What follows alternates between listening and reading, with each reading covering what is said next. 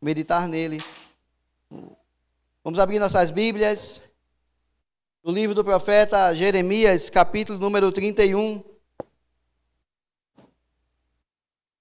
Livro do profeta Jeremias, capítulo número 31. Vamos fazer a leitura de duas perícopes, de dois trechos, de duas partes desse capítulo. Vamos fazer a leitura dos versículos 1 ao 17 e em seguida do versículo 31 ao 40.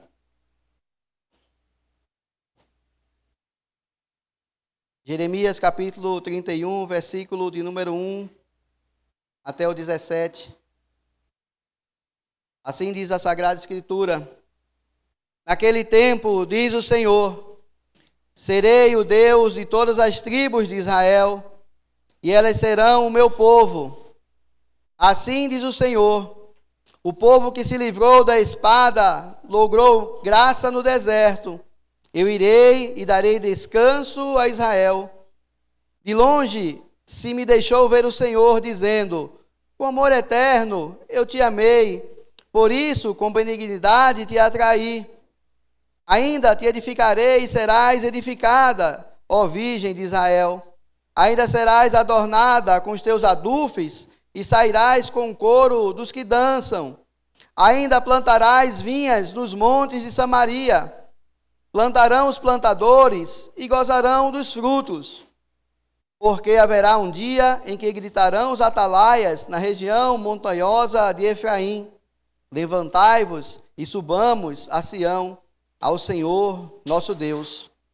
Porque assim diz o Senhor: cantai com alegria a Jacó, exultai por causa da cabeça das nações, proclamai, cantai louvores e dizei: salva, Senhor, o teu povo, o restante de Israel. Eis que os trarei da terra do norte e os congregarei das extremidades da terra, e entre eles também os cegos e aleijados, as mulheres grávidas e as de parto. Em grande congregação voltarão para aqui, virão com choro e com súplicas, os levarei, guiá-los-ei aos ribeiros de águas, por caminho reto, em que não tropeçarão, porque sou pai para Israel, e Efraim é o meu primogênito. Ouve a palavra do Senhor, nações, e anunciai nas terras longínquas do mar, e dizei: aquele que espalhou Israel o congregará e o guardará, como pastor ao seu rebanho. Porque o Senhor redimiu a Jacó e os livrou da mão do que era mais forte do que ele. Hão de vir exultar na altura de Sião, radiantes de alegria por causa dos bens do Senhor, do cereal, do vinho, do azeite, dos cordeiros e dos bezerros. A sua alma será como um jardim regado, e nunca mais desfalecerão. Então a virgem se alegrará na dança, e também os jovens e os velhos. Tornarei o seu pranto em júbilo e os consolarei. Transformarei em regozijo a sua tristeza. Saciarei de gordura a alma dos sacerdotes. E o meu povo se fartará com a minha bondade, diz o Senhor. Assim diz o Senhor: ouviu-se um clamor em Ramá, canto e grande lamento. Era Raquel chorando por seus filhos, inconsolável por causa deles, porque já não existem. Assim diz o Senhor: reprime a tua voz de choro e as lágrimas de teus olhos, porque a recompensa para as tuas obras, diz o Senhor, pois os teus filhos voltarão da terra do inimigo. A esperança para o teu futuro, diz o Senhor, porque teus filhos voltarão para os seus territórios. Agora leremos a partir do verso de número 31.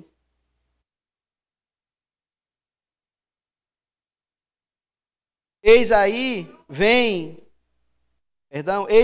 dias, diz o Senhor, em que firmarei nova aliança com a casa de Israel e com a casa de Judá, não conforme a aliança que fiz com seus pais, no dia em que os tomei pela mão para os tirar da terra do Egito. Porquanto eles anularam a minha aliança, não obstante eu os haver desposado, diz o Senhor. Porque esta é a aliança que firmarei com a casa de Israel depois daqueles dias, diz o Senhor. Na mente lhes imprimirei as minhas leis, também no coração lhes inscreverei. Eu serei o seu Deus, e eles serão o meu povo. Não ensinará jamais cada um ao seu próximo, nem cada um ao seu irmão, dizendo: conhece ao Senhor, porque todos me conhecerão, desde o menor até ao maior deles, diz o Senhor. Pois perdoarei as suas iniquidades, e dos seus pecados jamais me lembrarei. Assim diz o Senhor, que dá o sol para a luz do dia, e as leis fixas, a lua e as estrelas, para a luz da noite, que agita o mar e faz bramir as suas ondas. Senhor dos exércitos é o seu nome. Se falharem estas leis fixas diante de mim, diz o Senhor, deixará também a descendência de Israel de ser uma nação diante de mim para sempre. Assim diz o Senhor, se puderem ser medidos os céus lá em cima e sondados os fundamentos da terra cá embaixo, também eu rejeitarei toda a descendência de Israel por tudo quanto fizeram, diz o Senhor. Eis que vem dias, diz o Senhor, em que esta cidade será reedificada para o Senhor, desde a torre de Ananel até a porta da esquina, o cordel de Medi estender-se-á para diante, até o outeiro de Garebe, e virar-se-á para Goa. Todo o vale dos cadáveres e da cinza, e todos os campos, até o ribeiro Cedron, até a esquina da porta dos cavalos para o oriente, serão consagrados ao Senhor. Esta Jerusalém jamais será desarraigada ou destruída. Até aqui a leitura da Sagrada Escritura. Maravilhoso Deus e eterno Pai, graças te damos mais uma vez, Senhor. Fala aos nossos corações, meu Senhor. Nos ilumina, Pai, da sabedoria, do entendimento. Que a tua palavra seja genuinamente proclamada, Senhor, e encontre morada em nossos corações, meu Senhor. E restaure vidas e traga esperança, meu Senhor, através de Cristo Jesus. Esta é a nossa oração, meu Pai, em nome de Jesus. Amém. Amados irmãos, aqui, nos dias atuais, nós vivemos momentos de incertezas. Nós vivemos muitas vezes dificuldades, nós vivemos muitas vezes carregando pesos de um passado, nós vivemos muitas vezes trazendo mágoas e marcas indeléveis, cicatrizes emocionais, cicatrizes espirituais, cicatrizes físicas por vezes, por circunstâncias ou fatos de um passado. Muitas vezes vivemos em um exílio, como o texto aqui de Jeremias vai nos alertar. Muitas vezes vivemos presos a um passado, ou vivemos de forma desposada do nosso Senhor, distante do nosso Deus. Muitas vezes estamos nesse exílio, longe da paz, longe da esperança, longe da certeza do amor de Deus. E foi justamente dentro dessas circunstâncias que Jeremias pregou para um povo.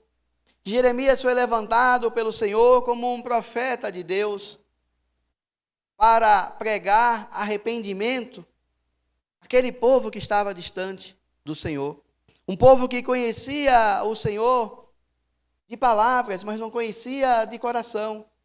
A um povo que era de dura cerviz e de coração duro, que embora vários profetas tivessem já pregado sobre o arrependimento, pregado sobre as boas obras do Senhor, falado sobre os feitos do Senhor desde a antiguidade, falado do cativeiro que Deus havia livrado o seu povo lá do Egito. Toda essa história o povo de Deus conhecia, mas continuava ainda em pecado. E Jeremias anunciou juízo a esse povo.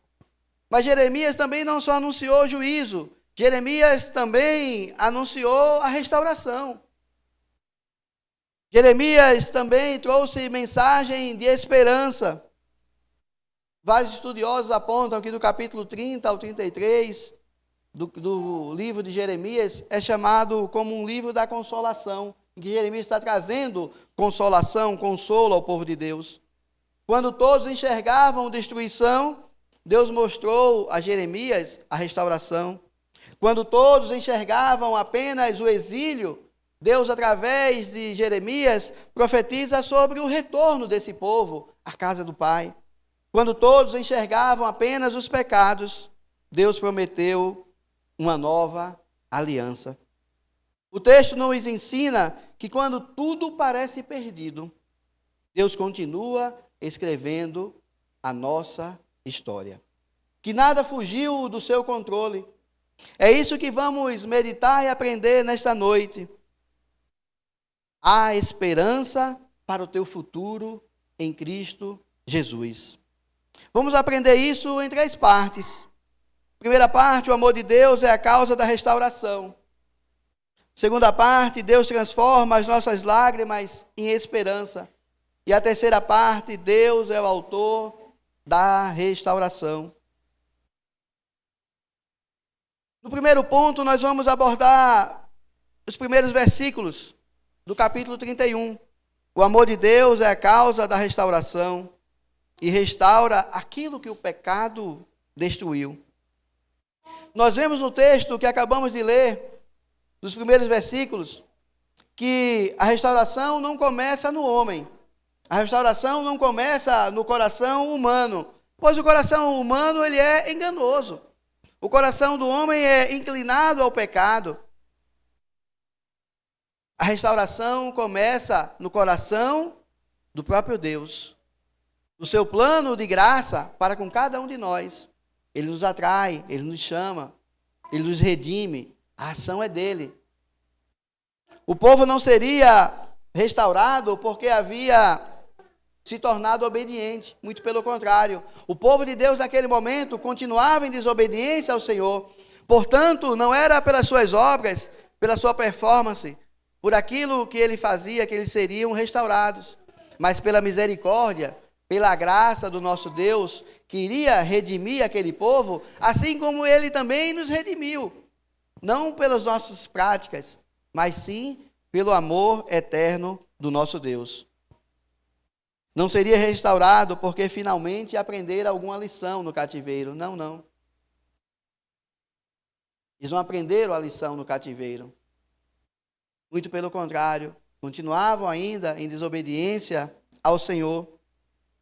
A restauração começa porque Deus nos ama e firmou uma aliança conosco.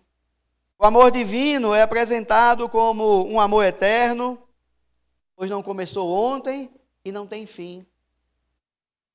Não nasceu em resposta ao comportamento do povo, pelo contrário, o amor de Deus é anterior ao próprio povo. O amor de Deus já é o próprio Deus, porque Deus é amor. Quando Israel era infiel, Deus permaneceu fiel ao seu povo, fiel à sua palavra, fiel à sua aliança. E é dessa forma que Deus permanece.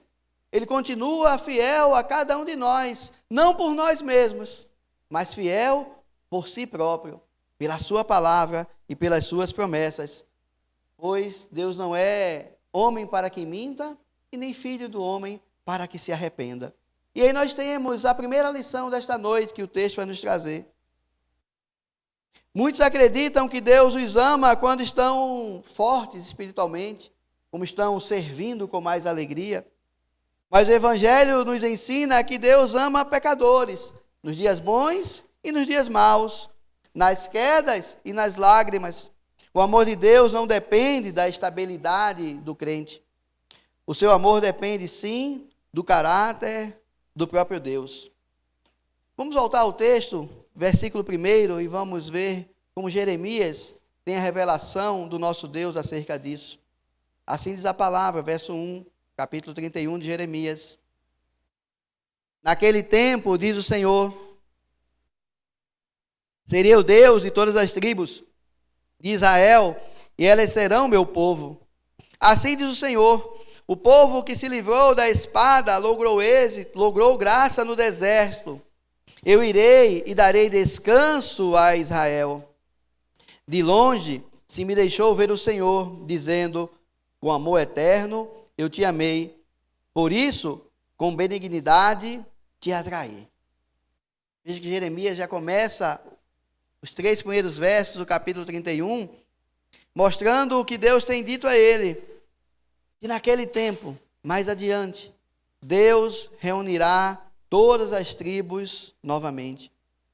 E diz ainda mais: eles serão o meu povo. E nós somos frutos dessa aliança e herdeiros dessa promessa do nosso Deus. Quando ele fala que o povo logrou êxito, ou graça, melhor dizendo, no deserto, é justamente se referindo ao cativeiro no Egito. Esse mesmo povo que estava agora no novo cativeiro, desta vez na Babilônia, e também antes na Assíria, é o mesmo povo que também foi, não as mesmas pessoas, mas o mesmo povo de Deus que tinha sido cativo no Egito. E eles ouviam essas histórias, conheciam essas histórias do cativeiro no Egito. E Deus está dizendo: olha, eu sou o mesmo, eu não mudo. Eu sou o mesmo Deus lá do Egito, que estive no Egito, pois eu sou Deus de toda a terra. E Deus diz mais: com amor eterno eu te amei. O amor de Deus não tem fim, ele não tem começo e nem tem fim, pois ele está com Deus desde a eternidade. Deus nos ama com esse amor infindável que nos segue durante toda a eternidade. Interessante pensarmos que ele diz que ele é quem nos atrai. Não somos nós que vamos procurar a Deus, é ele quem nos chama. O seu chamado é irresistível. O chamado do Senhor é irrecusável. Basta lembrarmos do dia da nossa conversão. Cada um de nós aqui fazendo um flashback da nossa conversão. É inexplicável a emoção, o choro, a lágrima, o sentimento. Não tem uma racionalidade nisso, porque é o Senhor quem nos chamou. Ele é quem nos atrai, Ele nos atraiu, Ele nos chama e Ele nos confirma.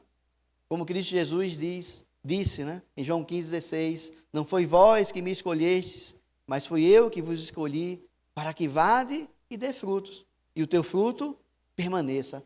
Ele chama, Ele se responsabiliza, Ele nos faz dar fruto, Ele também se responsabiliza pela permanência dos nossos frutos, pois a obra é dele, a vinha é dele. Nós apenas somos os cuidadores dessa vinha, quando Ele nos chama para isso. Portanto, meus amados, nós vemos aqui claramente no texto que a expressão do amor de Deus é nos atrair. E como é que nós somos atraídos por Deus nos dias atuais, nos dias contemporâneos? Nós somos atraídos através do seu Filho amado, Cristo Jesus. Através do amor de Cristo Jesus é que nós fomos atraídos a esse Deus. E quando confessamos com a nossa boca e cremos no nosso coração que Cristo Jesus é o Filho de Deus, é o nosso Senhor, Senhor das nossas vidas, é o nosso Salvador único e suficiente, nós estamos aí nesse momento religados mais uma vez ao nosso Deus. Se um dia estivermos mortos em nossos delitos e pecados, como diz a palavra do Senhor, nesse momento nós somos reconectados, religados ao nosso Deus.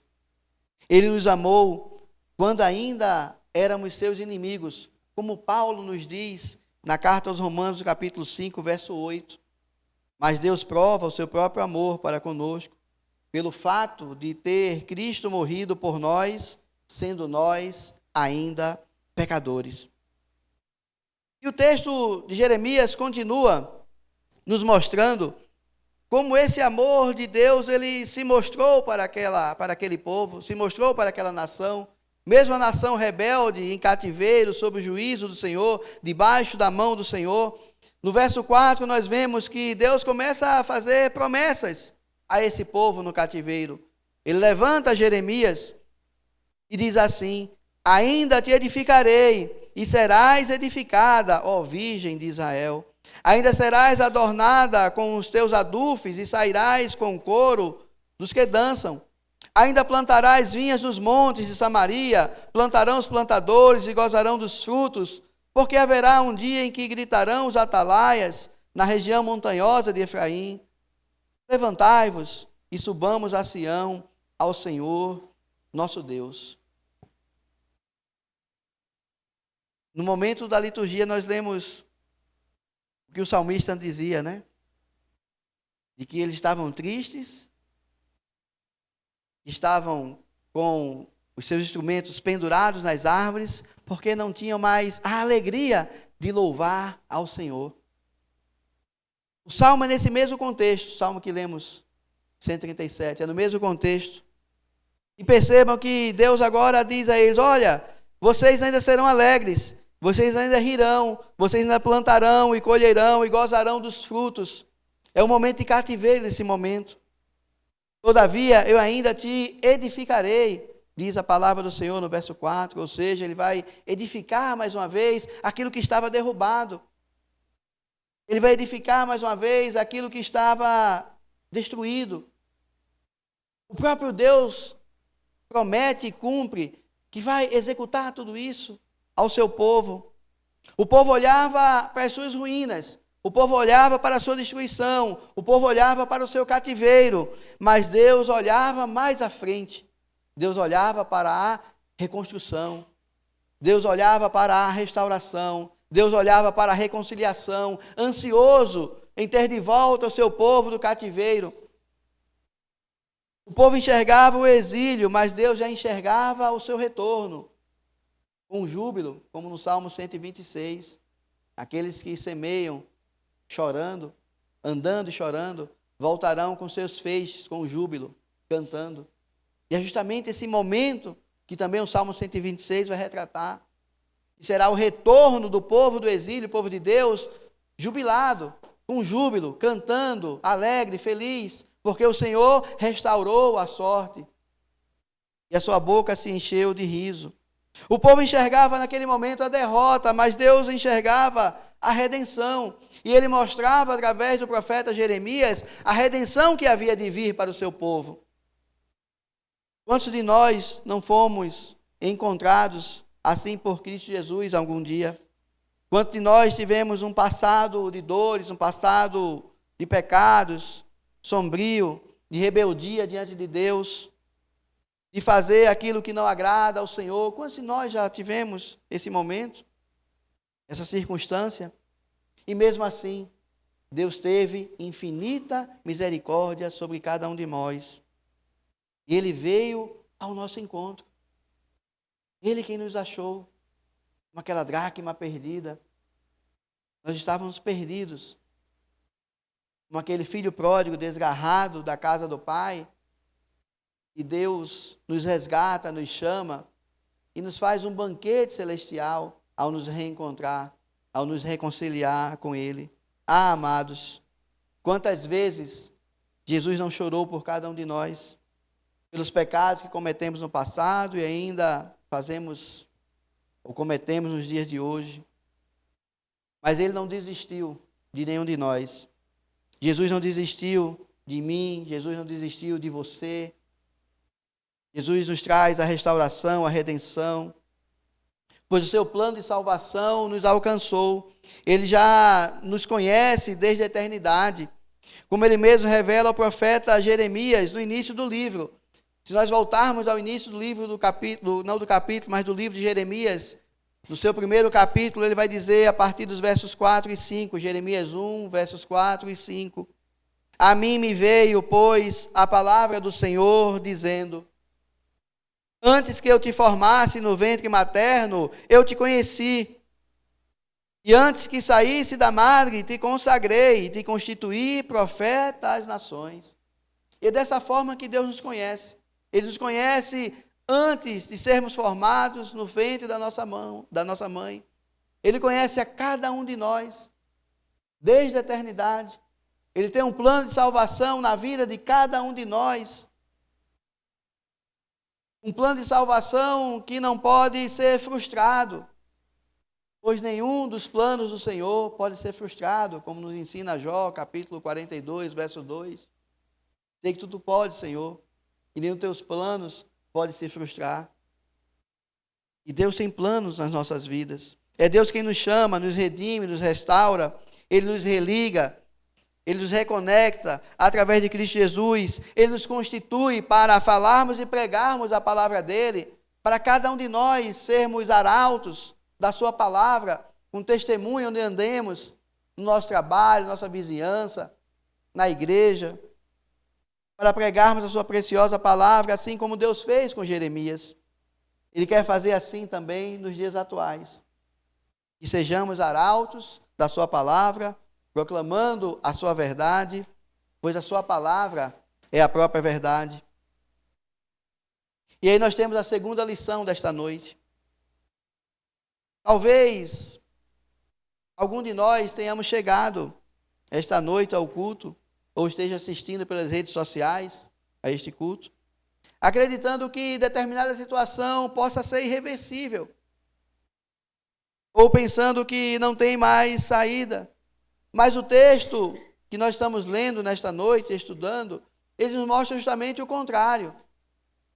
E quando o povo via desolação, via escombros, ruína, cativeiro, prisão, exílio, Deus estava já providenciando a reconciliação com o seu povo. Deus estava providenciando a restauração do seu povo. Acredite, como o profeta Jeremias nos ensina, que a palavra do Senhor revelada por ele, Deus ainda reconstrói. Ele reconstrói relacionamentos, reconstrói ministérios, reconstrói a nossa fé, reconstrói vidas quebradas, restaura a esperança perdida, lança fora todo medo, pois no amor não há medo. E se Deus é amor e nós estamos em Deus, nós não teremos medo. Deus é um Deus de restauração. E Jesus passou grande parte do seu ministério restaurando. Restaurou vidas, restaurou visão, restaurou aleijados, ressuscitou mortos.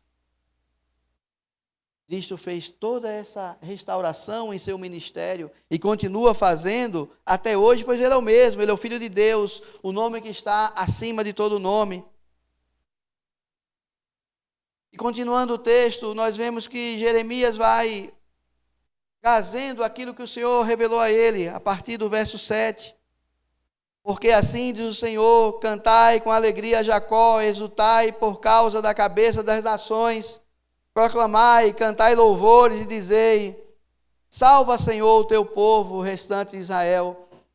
Eis que os trarei da terra do norte e os congregarei das extremidades da terra, e entre eles também os cegos e aleijados, as mulheres grávidas e as de parto, em grande congregação voltarão para mim, virão com choro e com súplicas, os levarei, guiá-los-ei aos ribeiros de águas, por caminho reto, em que não tropeçarão, porque sou pai para Israel, e Efraim é o meu primogênito.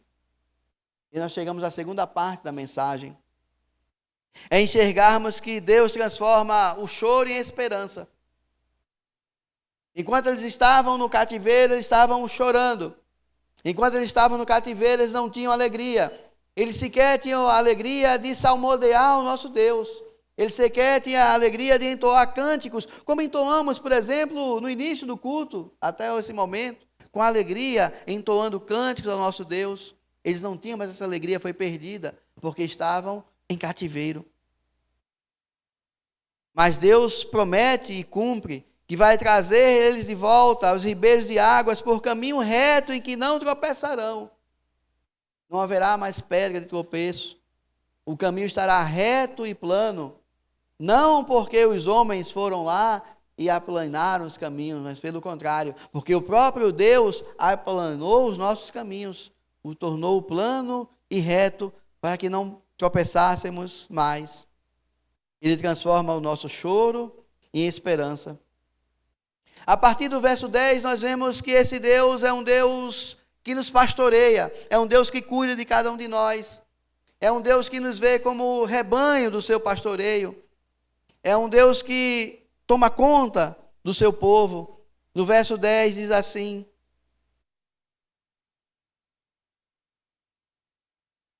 ouvi a palavra do Senhor, ó nações, e anunciai nas terras longínquas do mar, e dizei, aquele que espalhou a Israel, o congregará e o guardará como pastor ao seu rebanho. Porque o Senhor redimiu a Jacó e os livrou da mão do que era mais forte do que ele. Hão de vir exultar na altura de Sião, radiante de alegria por causa dos bens do Senhor, do cereal, do vinho, do azeite, dos cordeiros e dos bezerros, A sua alma será como um jardim regado e nunca mais desfalecerão. O texto é muito claro. Aquele que espalhou, ele vai voltar a congregar e a reunir o seu povo. Foi Deus quem permitiu. Tudo que ocorre em nossas vidas, ocorre com permissão de Deus. Nada que ocorre em nossa vida não ocorre se Deus não o consentir. E Deus consentiu que aquele povo fosse para o cativeiro com um propósito. Eles estavam em pecado, estavam distantes do Senhor, distantes dos seus caminhos. E Deus consentiu, permitiu que primeiro a Síria levasse cativos os irmãos do norte de Israel. E depois os babilônios levassem cativos os irmãos do sul de Judá. Mas esse mesmo Deus que consentiu e permitiu o cativeiro, é o mesmo Deus que também tinha plano de trazê-los de volta. E agora eles vão gozar, vão ser reunidos mais uma vez, e vão gozar, vão se regozijar do cereal, do vinho, do azeite, dos cordeiros, dos bezerros, e a sua alma será como um jardim regado. Não apenas de maneira exterior Deus iria restaurar o seu povo, mas principalmente no seu interior, no seu coração, na sua alma, que será agora como um jardim regado e nunca mais desfalecerão. Nós temos como ensinamento que muitas vezes Deus disciplina os seus filhos. Todavia, Deus nunca os abandona. Deus pode disciplinar cada um de nós em algum momento da nossa trajetória que nos distanciemos dele, por qualquer motivo que seja. Mas Deus jamais nos abandonará, pois Ele tem um plano de salvação para cada um de nós.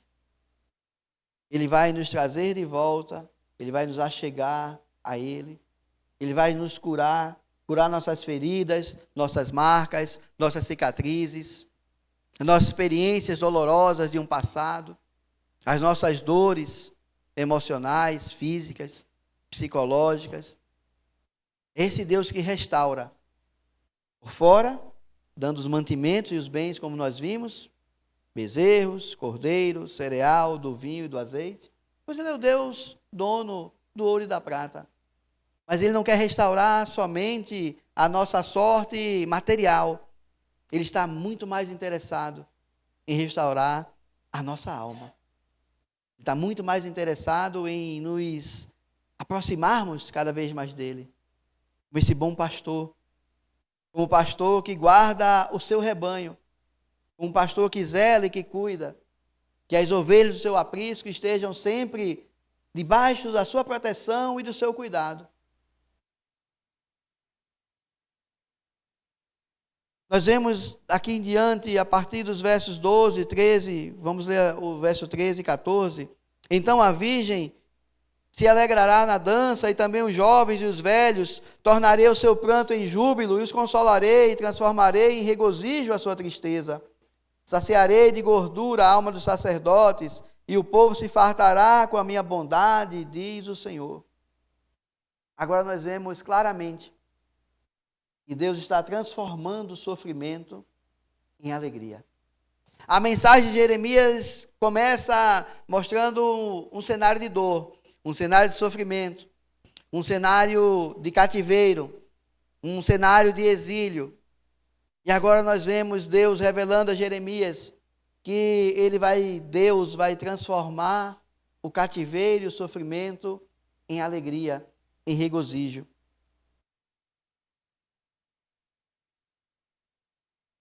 No verso 15, continua a palavra do Senhor.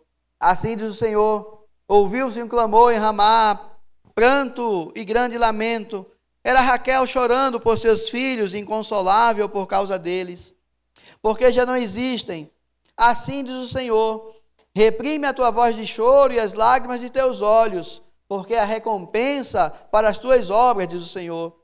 Pois os teus filhos voltarão da terra do inimigo, há esperança para o teu futuro, diz o Senhor, porque teus filhos voltarão para os seus territórios. E aqui nós vemos Jeremias, inspirado por Deus, a trazer Raquel. Não está mais nesse contexto. Raquel aqui é apresentada como a mãe das tribos do norte, Efraim e Manassés, que eram filhos de José. Nós sabemos que Raquel foi esposa de Jacó. Portanto, lá no livro de Gênesis, lá no início, não está mais aqui. E por que Jeremias está evocando Raquel? Mateus também evoca esse mesmo texto, no capítulo 2. Por que está sendo evocada Ramá aqui como esse local? Há um simbolismo aqui muito claro no texto, em que Raquel está simbolizando ser a mãe das tribos que estavam em cativeiro, ou seja, aquela mãe que está chorando pelos filhos que estão sendo levados cativos por um império estrangeiro. Ramá era a cidade de onde partiam os cativos. Era onde os babilônios haviam conquistado Judá e traziam das várias cidades o povo de Deus e os concentravam em Ramá, e de Ramá eles partiam para o exílio. Justamente era o local de choro, de pranto e de lamento. Pois as mães simbolizadas aqui por Raquel estavam chorando por seus filhos, inconsolável por causa deles. Mas Deus tem uma promessa ao seu povo. Se no verso 15, Jeremias retrata justamente esse cenário de cativeiro, esse cenário de exílio, dos homens sendo deportados, escravizados por uma tribo estrangeira, por um império estrangeiro. No verso 16, Deus dá um alívio, dá um alento, dá um acanto. E vai dizer assim, Jeremias, no verso 16 do capítulo 31, assim diz o Senhor: reprime a tua voz de choro e as lágrimas de teus olhos, porque a recompensa para as tuas obras, diz o Senhor, pois os teus filhos voltarão da terra do inimigo. E quantos de nós não choramos nos dias atuais? Quantos de nós já choramos na nossa vida? Por noites, por dias, em determinadas circunstâncias. Mas a palavra do Senhor é muito clara. Deus está dizendo: reprime a voz de choro e as lágrimas de teus olhos, porque é recompensa para as tuas obras. Teus filhos voltarão da terra do inimigo. E o verso 17, que texto tão lindo que Jeremias nos traz. Que texto tão maravilhoso, que nos renova a esperança, que nos renova a força, que nos faz mais uma vez exultar em nosso Deus. Verso 17, a esperança para o teu futuro, diz o Senhor, porque teus filhos voltarão para os seus territórios. A Bíblia diz que a palavra de Deus ela é viva e eficaz. Se a palavra de Deus é viva e eficaz, nós cremos nisso, que ela é inerrante, ela não está sendo dita para Jeremias apenas para o seu tempo. Se ela chegou até os dias de hoje, para mim, para você, e exatamente nesta noite, é porque Deus está nos falando, conforme a sua palavra nos diz, através de Jeremias, a esperança para o teu futuro, diz o Senhor. Não olhe para as circunstâncias a qual você esteja vivendo. Não olhe para as incertezas do tempo presente. Mas olhe para o Senhor, pois Ele já preparou tudo. Ele é o autor e consumador da nossa fé. Ele conhece cada um dos nossos dias. Ele conhece o nosso levantar, o nosso caminhar, o nosso deitar. O salmista diz que eu não posso fugir, nós não podemos fugir da presença do nosso Deus. Se eu for para o mais profundo abismo, a palavra diz que lá Ele está. Se eu for para o mais alto do céu, a palavra diz que lá Ele está. E Ele está nos afirmando nesta noite a esperança para o teu futuro. E aí nós passamos para a terceira parte da exposição desta noite. É justamente a partir do versículo número 31, quando Deus promete uma nova aliança. Percebam que do verso 31 ao verso 32, a palavra diz assim: Eis aí, vem dias, diz o Senhor, em que firmarei nova aliança com a casa de Israel e com a casa de Judá, não conforme a aliança que fiz com seus pais, no dia em que os tomei pela mão para os tirar da terra do Egito, porquanto eles anularam a minha aliança, não obstante eu os haver desposado, diz o Senhor. Verso 33, porque esta é a aliança que firmarei com a casa de Israel, depois daqueles dias, diz o Senhor. Na mente lhes imprimirei as minhas leis, também no coração lhes inscreverei. Eu serei o seu Deus e eles serão o meu povo. Perceba que a aliança lá atrás foi anulada não por Deus. Nós vimos aqui no verso de número 32, perdão. Deus vai firmar uma nova aliança. E ele vai dizer que não será, no verso 32, não conforme a aliança que fiz com seus pais, no dia que os que tomei pela mão para os tirar da terra do Egito, porquanto eles, ou seja, os pais, anularam a minha aliança, não obstante eu os haver desposado, diz o Senhor.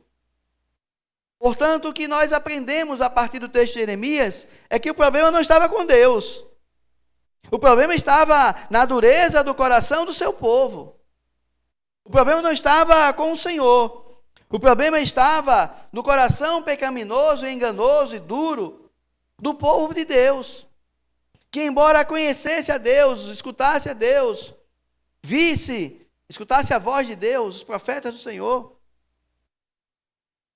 visse as maravilhas que Deus havia operado em seu meio, seus antepassados comendo maná do céu no deserto, uma nuvem protegendo do calor durante a caminhada no deserto durante o dia, e colunas de fogo durante a noite. Quando reclamaram que só tinha maná, Deus mandou carne para eles, mandou aves do céu para eles. E mesmo assim, 40 anos no deserto, as suas roupas não se gastaram. Deus já havia dado um grande livramento de Faraó, quando estão à beira do Mar Vermelho e todo o exército de Faraó os perseguindo. Eles sabiam de tudo isso, já conheciam todas essas histórias, já tinham experimentado seus antepassados, mas o problema não estava com Deus, e o problema nunca estará com o nosso Deus, pois Ele é perfeito. O problema estava no coração do homem, o coração do homem enganoso. E nós devemos, como nos diz o salmista, guardar o nosso coração. Se devemos guardar alguma coisa, é o nosso coração. Nosso coração é enganoso. Eles possuíam a lei, o povo de Deus possuía os sacerdotes, havia profetas, possuía templo, vira a libertação que Deus havia concedido aos seus antepassados. Mas o problema não era externo, o problema não era exterior, o problema era interno, o problema era o seu próprio coração, o coração do povo de Deus. A antiga aliança revelava a vontade de Deus, mas não transformava o coração humano. O coração humano continuava duro nas suas decisões, nas suas atitudes, nos seus gestos, na sua desobediência. Portanto, nos dias atuais, o maior problema continua sendo o nosso coração. Nos dias contemporâneos, o maior problema continua sendo a concupiscência da carne. Aquilo que nós cobiçamos, aquilo que nós almejamos, aquilo que muitas vezes nós perseguimos. que damos maior importância, que está no nosso coração em primeiro lugar, do que o nosso próprio Deus. E precisamos, nessa noite, como Jeremias está nos chamando a atenção, vigiar o nosso coração. Nós precisamos escrutinar o nosso coração. Nós precisamos esquadrinhar o nosso coração e pedir ao nosso Deus que nos dê um coração sedento por Ele, um coração que seja cada vez mais desejoso do nosso Deus, um coração que esteja inclinado não às nossas maldades, perversidades, concupiscências, mas que esteja inclinado e alinhado com a vontade do nosso Pai, conforme Cristo Jesus nos ensinou na oração dominical. Que seja feita a vossa vontade, assim na terra como no céu. Que a nossa vontade, que a vontade do nosso coração, que o desejo do nosso coração, que é enganoso, esteja alinhado à vontade do nosso Pai, do nosso Deus. Que tenhamos esse discernimento de compreendermos isso. Mas ao mesmo tempo, como diz a palavra do Senhor, devemos saber que há uma esperança para todos nós. Que a aliança nova foi firmada, que a aliança antiga foi substituída pela nova aliança. E a nova aliança, ela é firmada e foi firmada não por ouro nem por prata, nem por algo de valor precioso, mas muito mais precioso, pois foi através do sangue de Cristo Jesus vertido por cada um de nós na cruz do Calvário. O sacrifício definitivo de Cristo na cruz do Calvário é que nos permitiu essa nova aliança. E Cristo vai dizer na última ceia, ou na santa ceia, melhor dizendo, que este é o cálice da nova aliança. Interessante que ele diz que estava ansioso por aquele momento. Já pensou? Cristo ansioso? O texto revela isso. Ele estava ansioso por aquele momento. Ou seja, estava desejando grandemente que aquela hora chegasse. Porque era o plano de Deus Filho com Deus Pai, Deus Filho e Deus Espírito Santo. O sacrifício de Cristo Jesus não foi um erro de cálculo, muito pelo contrário. Já estava firmado desde a eternidade. Ele estava desejoso, ansioso, para que a nova aliança substituísse a velha aliança, pois ele sabia que a nova aliança, ela não seria jamais quebrada, porque não dependeria mais do homem, e exclusivamente de Deus.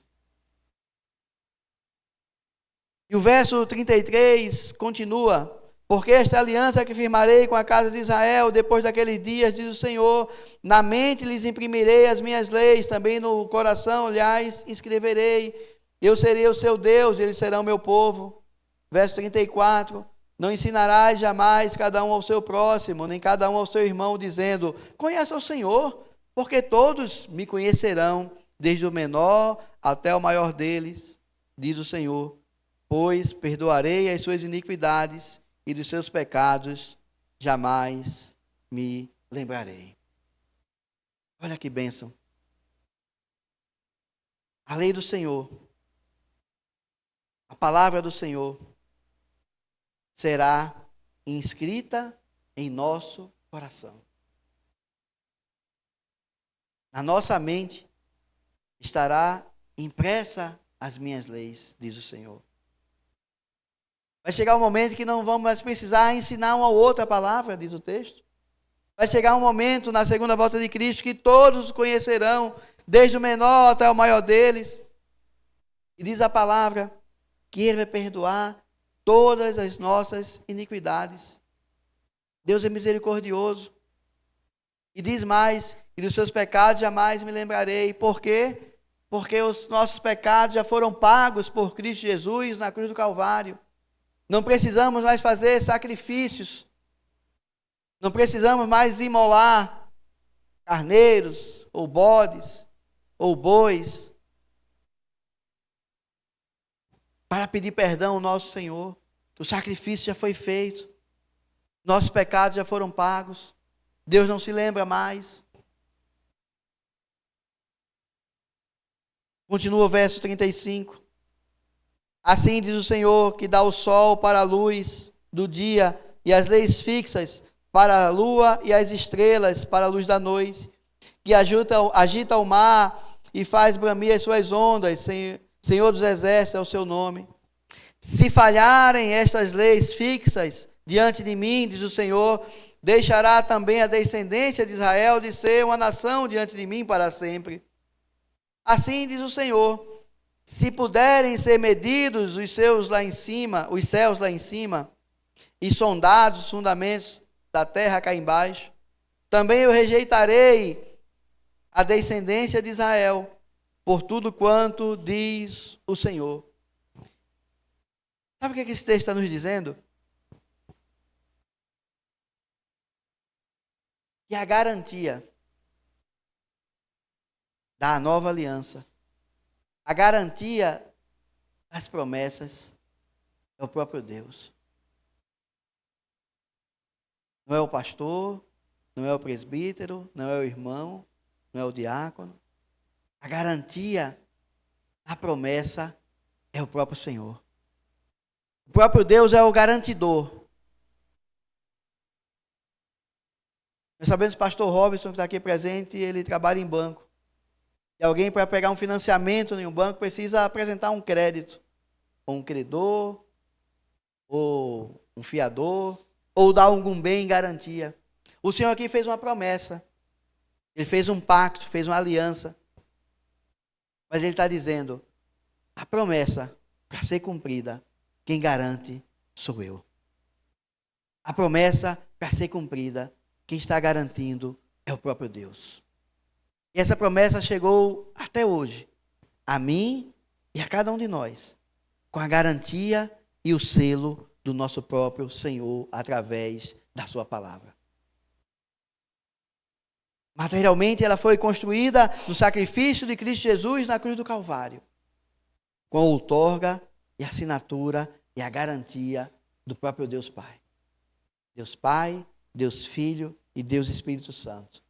A Trindade se responsabiliza pela aliança e pela promessa que foi feita a cada um de nós. E ele vai dizer,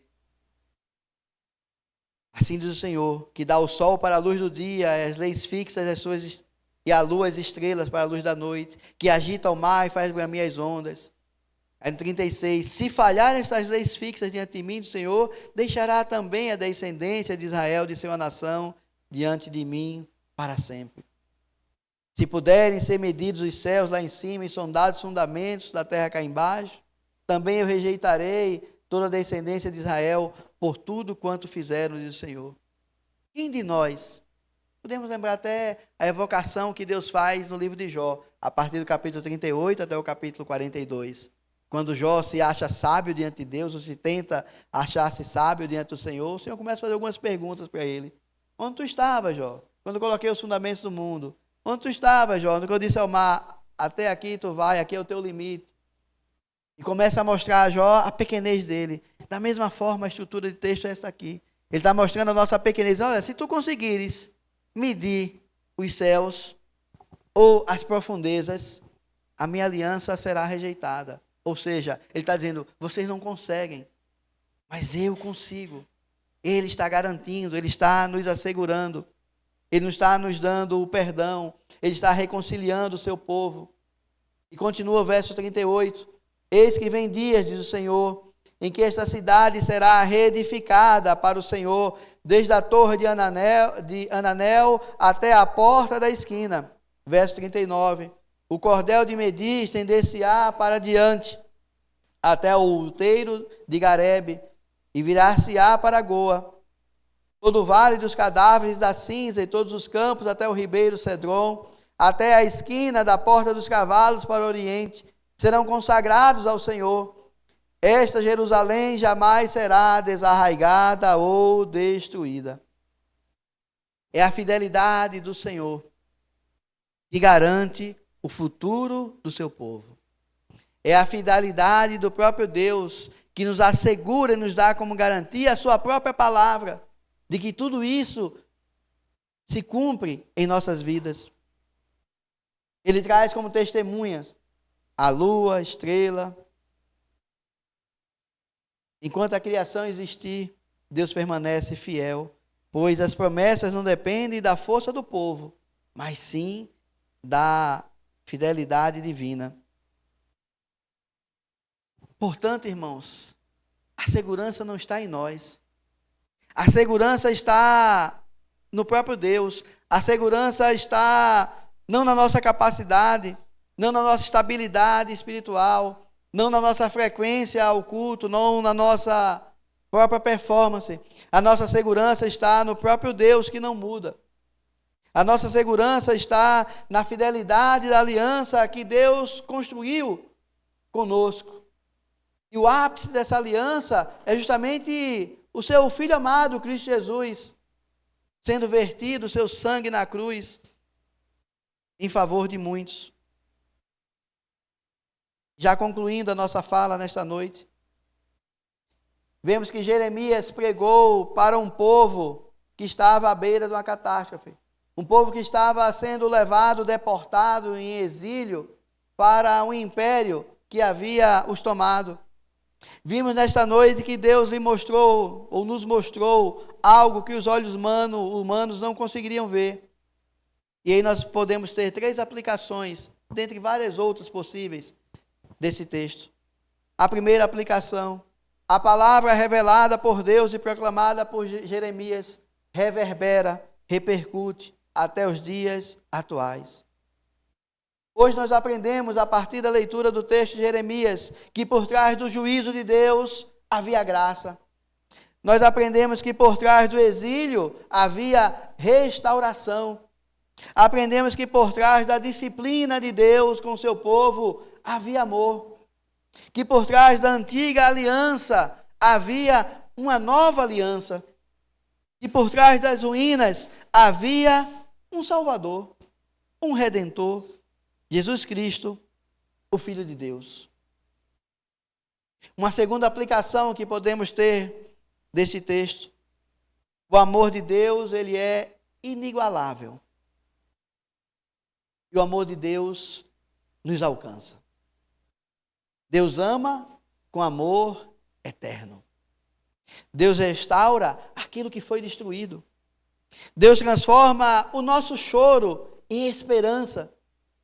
Você que pode estar chorando nesta noite, um choro interior, um choro mesmo aos prantos exteriormente, que nos assiste talvez pelas redes sociais, Deus transforma o teu choro em esperança.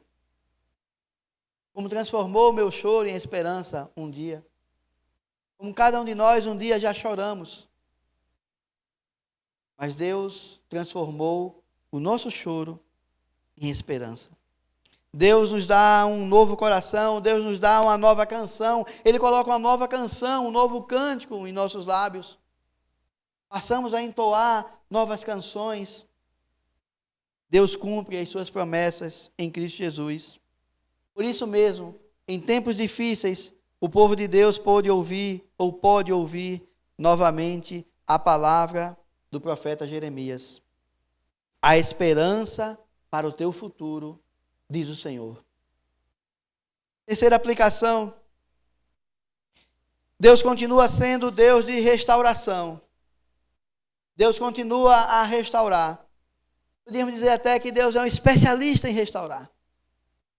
Em restaurar casamentos, em restaurar sonhos, em restaurar saúde, em restaurar finança, em restaurar almas, em restaurar vidas. O povo de Israel estava em disciplina, estava em exílio e em dor, mas Deus deixou claro, Ele não rompe a sua aliança por causa da falha humana. Ele disciplina, mas também restaura, resgata. Ele transforma o exílio em retorno. Quando a vida parece quebrada ou consequência de erros passados, Deus diz assim: a história não terminou. A história ainda não acabou. Eu sou o autor da história. Eu sou o autor e consumador da tua fé. A disciplina de Deus em nossas vidas, meu amado e minha amada, não é abandono. Pelo contrário. Deus está dizendo que a restauração ainda é possível. Quantos de nós tivemos sonhos restaurados? Sonhos que estavam adormecidos, sonhos que estavam talvez esquecidos nos palácios das nossas memórias. E Deus restaura tudo isso para colocar um sorriso novo em nossos lábios. O choro de Raquel era um choro real. O exílio era real, a perda era real, mas Deus responde: a esperança para o teu futuro. A aliança será eterna. Deus redefine o futuro. As suas lágrimas não são o final da história, pois Deus restaura a nossa esperança através de Cristo Jesus. E se pudéssemos resumir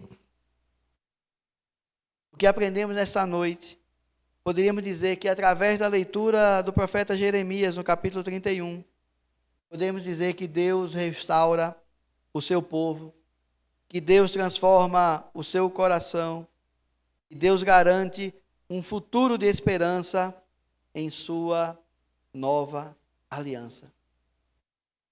Que Deus continue nos abençoando, que Deus continue nos firmando os passos, que nós continuemos desfrutando desta nova aliança, não pelos nossos méritos, mas a nova aliança que Cristo Jesus firmou com cada um de nós. Que seja aplicada essa palavra em nossos corações. Vamos orar, falar com o nosso Deus. Convido o reverendo Robson, por favor, reverendo, fazer essa oração.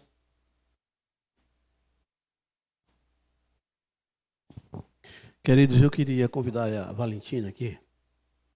A Valentina fez 12 anos, é isso mesmo? Quando? Ontem, ela sabe a data dela. Mais alguém que fez aniversário essa semana? Vem aqui, por favor, irmã. Aproveitar aqui a oração. Depois dessa palavra de Deus, a gente precisa agradecê-lo, não é?